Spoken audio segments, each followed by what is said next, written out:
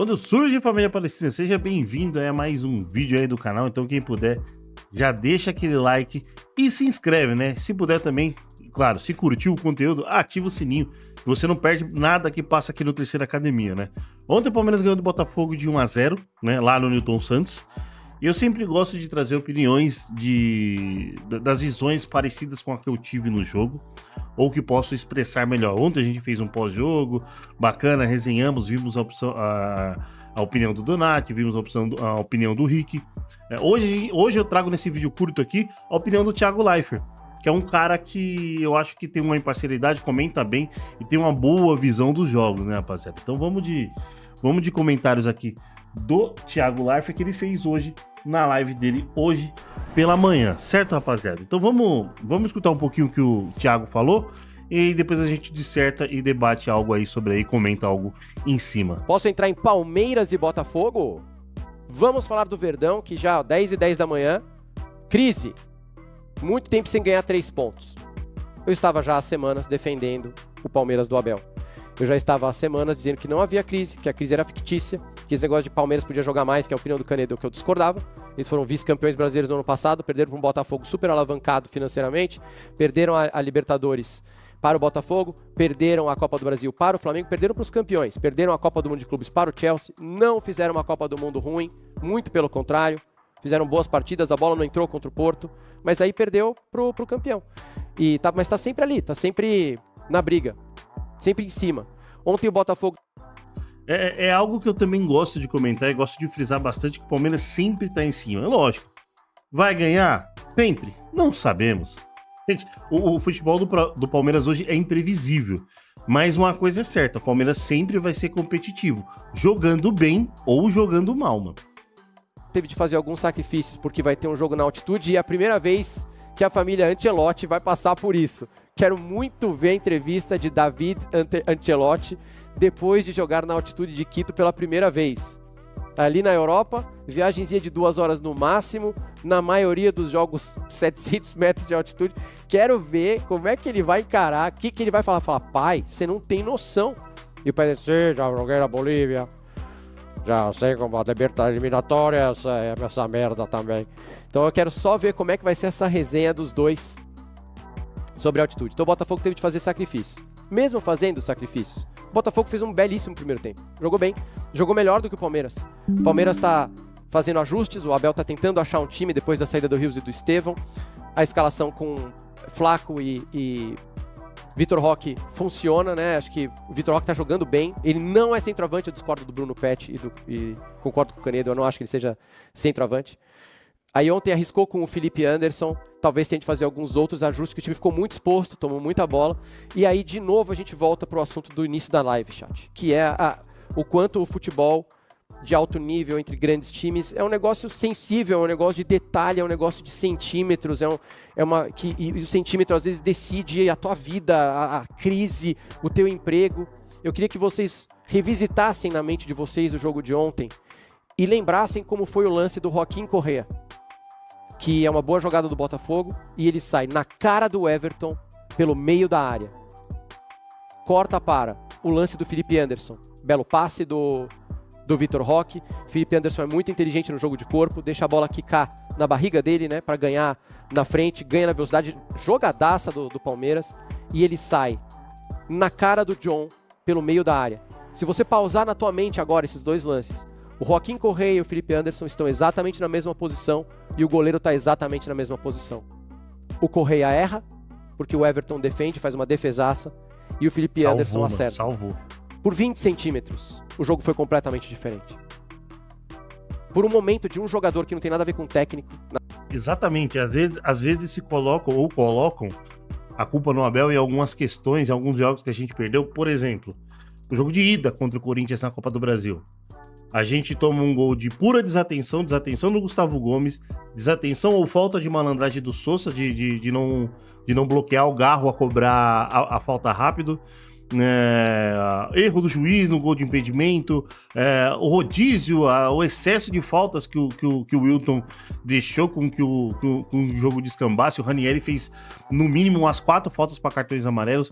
Essas coisas eu acho que o Abel não consegue manipular ou controlar. Não vou falar manipular, que é uma palavra um pouco até mais forte, mas controlar no jogo. Então, assim, essas duas jogadas, o Abel montou o time para isso. Bom passe do Vitor Roque pro Felipe Anderson sair na frente. Deu certíssimo. A jogada do Correia começa num erro de passe ou num erro de saída de bola do Piquerez, né? Eu acho que o Palmeiras não tem o Palmeiras não pega a bola do jeito que o Botafogo pegou. Um erro do Piquerez que pega a zaga totalmente desguarnecida.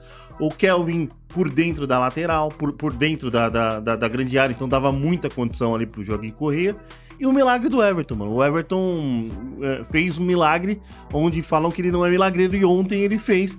E posso dizer que garantiu os 3 pontos? Podemos, os dois, né? Nas duas jogadas. Felipe Anderson feliz na finalização e o Everton um monstro na hora de defender. Então dá pra ter isso claro na minha visão do jogo e pelo menos na visão do Thiago Leifert aqui por enquanto. Nada a ver com crise, com Leila, com o avião do Palmeiras, com John Textor, nada. 2 jogadores, cara a cara com o goleiro, quase um pênalti. Um acerta e o outro, o Everton pega. E muda tudo. E o jogo muda e o Palmeiras vence. Isso é o jogo de alto nível. É assim que é. Às vezes você vai ganhar, às vezes você vai perder. Você não vai jogar bem todo jogo. Às vezes você vai ganhar de 6, às vezes você vai perder de 1. 20 centímetros fazem a diferença, mas é isso. Muita. E o Palmeiras venceu. Dá para dizer ontem que o Palmeiras fez uma grande partida? Não fez. Dá para dizer que o Arsenal fez uma grande partida contra o Manchester United vencendo por 1-0 fora de casa? Muito pelo contrário. O Arteta falou que foi uma alegria para ele chegar no vestiário, ver que o time venceu de 1-0 e tava todo mundo puto no Arsenal. Isso é o futebol. Dá pra gente criar uma crise assim? Se você joga 2, 3 jogos e você dá um azar desgraçado, você cria uma crise assim? Então, cara, a gente tem que tomar muito cuidado com as narrativas que são criadas por aí. Exatamente, acho que esse termo que ele vai entrar agora, narrativas, é o que o torcedor do Palmeiras tenta abraçar ou se apega a algumas coisas. Não tô querendo falar do quem querem o Abel, que o Abel fique ou quem quer que o Abel saia.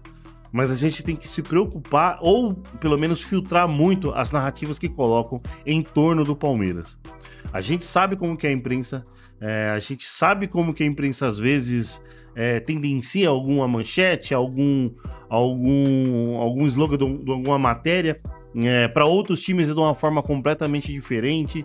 E a gente sabe disso, a gente sofreu isso com o Felipão, a gente sofreu isso com o Luxemburgo. O Felipão era um cara que batia muito na imprensa, chegou a chamar os caras de palhaço e tal. Por quê? Tinham narrativas muito desfavoráveis ao Palmeiras. Então o Felipão chegou nesse ponto de chamar a imprensa de palhaço. E aí teve aquele protesto, todo mundo com o nariz de palhaço e tal. Então, desde essa época, ou desde muito antes, as narrativas contra o Palmeiras, ou desfavoráveis, pelo menos, já rolavam. Então, hoje em dia não é muito diferente. Então, narrativa, mano. A gente tem que se preocupar muito com as narrativas que o torcedor tente se abraçar ou tente se apegar, rapaziada. Não tô falando que o cara que quer que o Abel vá embora não tenha razão, ou quem quer que o Abel fique também tenha razão. Mas a gente filtrar bem narrativas, notícias e algumas coisas mais aí da imprensa brasileira. Porque é muito fácil vender o drama. É muito fácil você olhar e criar uma crise, porque fica mais fácil para você. Exatamente. Quando você é jornalista. Eu tinha como critério, já falei pra vocês, não mostrar muro pichado no Globo Esporte quando eu era editor do Globo Esporte. Porque o muro pichado, ele não representa a torcida, ele não representa a opinião da maioria da torcida. São só 3 pessoas que de madrugada saíram e picharam o muro e a gente sabe quem elas são. A gente sabe, inclusive, quem elas representam. As mesmas pessoas que mandaram o Abel tomar naquele lugar no jogo contra o Corinthians, né? É muito fácil criar o drama vende mais, o drama gera mais clique e o drama resolve um problema. Mas nem sempre tem.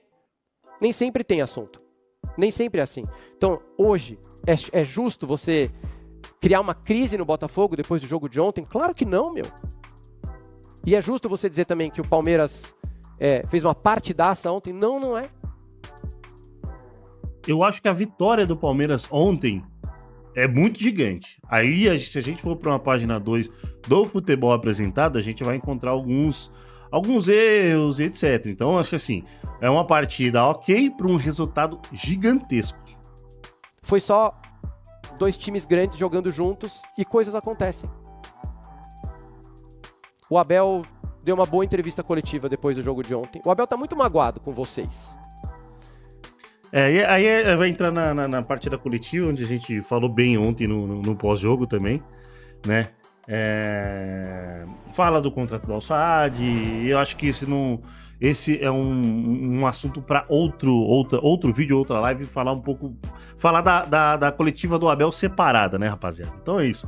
Acho que assim, o resultado do Palmeiras foi gigantesco, aonde o Flamengo pega um Inter também reserva e mete um 3-0 sonoro no Inter, decide lá no Sul também a vaga da Libertadores, né? O Inter poupou, o Flamengo, visando o Campeonato Brasileiro, não tirou o pé e foi pra cima mesmo com a vantagem mínima de 1-0. Então a gente tá vendo que o Flamengo quer o Campeonato Brasileiro, então acho que o Palmeiras também deveria focar muito bem no Campeonato Brasileiro. É lógico, as Copas valem mais dinheiro, é um mata-mata muito mais emocionante, mas na minha opinião não devemos deixar o Campeonato Brasileiro de lado. Certo, rapaziada? Então, é isso. Se você curtiu o conteúdo aqui, das opiniões, minha visão e a visão do Thiago Leifert, não deixe de se inscrever no canal, deixe o seu like, certo? Curtiu o conteúdo? Ativa o sininho que você não perde nada que acontece aqui no Terceira Academia. E é claro, se você quiser mandar sua opinião, os comentários estão aí, mano. Pode mandar quantos comentários você quiser, certo? Tamo junto quando surge e avante palestra.